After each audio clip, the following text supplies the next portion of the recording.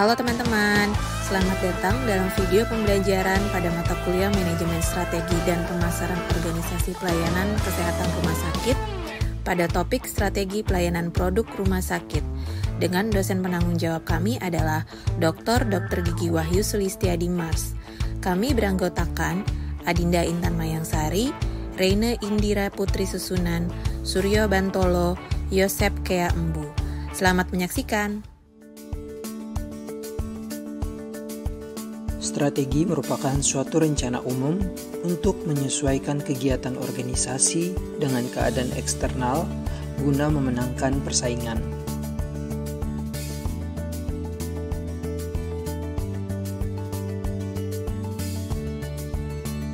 Adapun 5 dimensi strategi yang disebut Mintzberg sebagai 5P strategies yaitu dimensi plan, play, pattern, position, dan dimensi perspektif. Dimensi plan merujuk pada strategi ditentukan sebelum tindakan secara sadar, terencana, sesuai dengan situasi. Dimensi play menjelaskan bahwa strategi merupakan manuver spesifik untuk mengecoh. Dimensi pattern, strategi merupakan konsistensi dalam perilaku baik terencana maupun tidak terencana. Untuk dimensi position, strategi merupakan penyelarasan lingkungan internal dengan lingkungan eksternal. Dan yang terakhir, dimensi perspektif merujuk pada strategi merupakan refleksi dan aksi kolektif melalui kelompok anggota organisasi yang menjelma menjadi pola perilaku mereka. Berikut dapat kita lihat tabel perkembangan jumlah rumah sakit umum berdasarkan penyelenggaraan di Indonesia tahun 2016 sampai 2020. Dapat kita lihat di sini bahwa jumlah RSU mengalami peningkatan sebesar 12,86%. Jika kita lihat juga di sini rumah sakit swasta dari tahun 2016 sampai 2020 juga mengalami peningkatan. Dari 2016 berjumlah 2045 menjadi 2449 di tahun 2020. Hal ini dapat menjadi data akurat bagi kita bahwa penting bagi setiap manajerial rumah sakit dalam menyusun strategi layanan produk rumah sakit sehingga tetap mampu eksis dan berkembang dalam tuntutannya memberikan pelayanan kesehatan yang optimal bagi masyarakat. Usaha jasa merupakan setiap tindakan atau perbuatan yang dapat ditawarkan oleh suatu pihak kepada pihak lain yang pada dasarnya bersifat intangible atau tidak berwujud fisik dan tidak menghasilkan kepemilikan sesuatu. Walaupun dalam praktiknya tidaklah mudah membedakan antara barang dan jasa. Hal ini dikarenakan sebagian besar produk cenderung berupa kombinasi antara barang dan jasa. Terdapat dua tipe barang di dalam penawaran jasa, yaitu support goods dan facilitating goods. Support goods adalah aspek tangible dalam suatu jasa yang membantu dalam penyediaan jasa. Misalnya dalam hal ini alat timbangan berat badan, tensimeter, tempat tidur pasien di ruangan hemodialisis rumah sakit. Untuk facilitating goods merupakan barang yang harus tersedia sebagai syarat penyediaan suatu jasa. Misalnya mesin hemodialisa dalam layanan hemodialisis di rumah sakit. Kemudian kita akan membahas karakteristik unik jasa. Karakteristik yang pertama yakni intangibility. Berbeda dengan barang yang merupakan sebuah objek, alat atau benda, jasa merupakan sebuah perbuatan, tindakan, pengalaman, proses, kinerja, atau dalam bentuk usaha, sehingga jasa tidak dapat dilihat, dirasa, dicium, didengar, atau diraba sebelum dibeli dan dikonsumsi. Dari karakteristik ini menyebabkan konsumen sulit mengevaluasi berbagai alternatif pelayanan jasa. Kemudian konsumen mempersepsikan tingkat risiko yang tinggi, menekankan pentingnya sumber informasi informal, dan menggunakan harga sebagai dasar penilaian. Respon manajemen terkait hal ini yakni yang dapat dilakukan. Yang pertama, mereduksi kompleksitas jasa, kemudian penekanan tangible cues, fasilitasi rekomendasi dari mulut ke mulut, dan fokus pada kualitas jasa yang kita berikan kepada klien. Terkait dengan karakteristik intangibility, jasa biasanya mengandung unsur experience quality dan credence quality. Dalam pelayanan jasa adalah inseparability.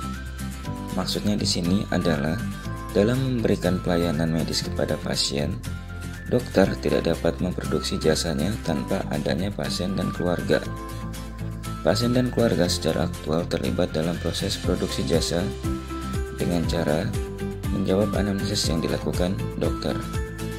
Pada produk jasa, jasa dijual terlebih dahulu, kemudian diproduksi dan dikonsumsi pada saat yang sama dan waktu yang sama.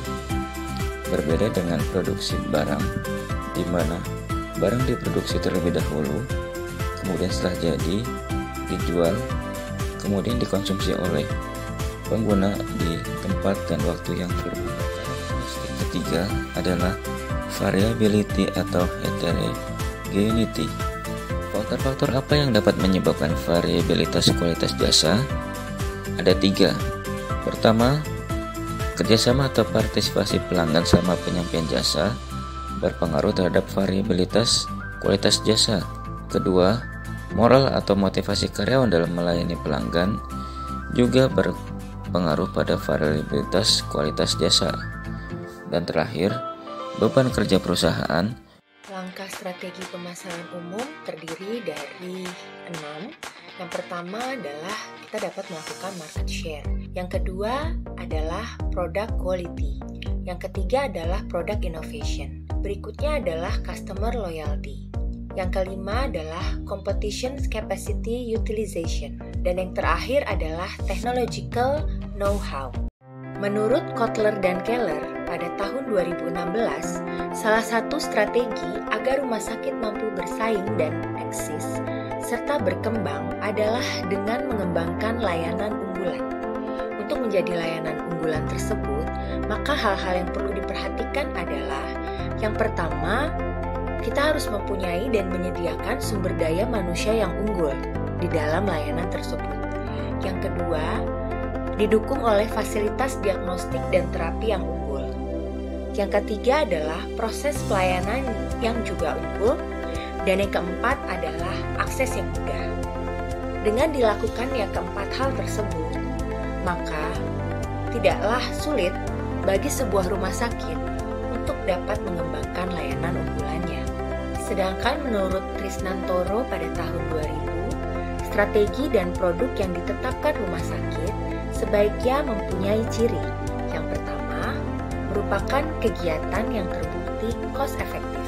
Yang kedua, yaitu produk yang dihasilkan oleh rumah sakit diharapkan tidak bertentangan dengan prinsip medis. Yang ketiga, produk diberikan secara utuh. Dan yang keempat, produk rumah sakit mengacu pada konsep evidence-based medicine. Strategi merepresentasikan tindakan yang diambil untuk memenuhi tujuan jangka panjang. Alternatif strategi rumah sakit sama halnya dengan perusahaan lain, dapat dikelompokkan dalam 11 tindakan. Yang pertama adalah integrasi ke depan. Yang kedua, integrasi ke belakang. Yang ketiga adalah integrasi horizontal. 4. Penetrasi pasar. 5. Pengembangan pasar. 6. Pengembangan produk. 7. Diversifikasi terkait. 8. Diversifikasi tidak terkait. 9. Pengurangan. 10. Pelepasan. Dan yang terakhir adalah likuidasi.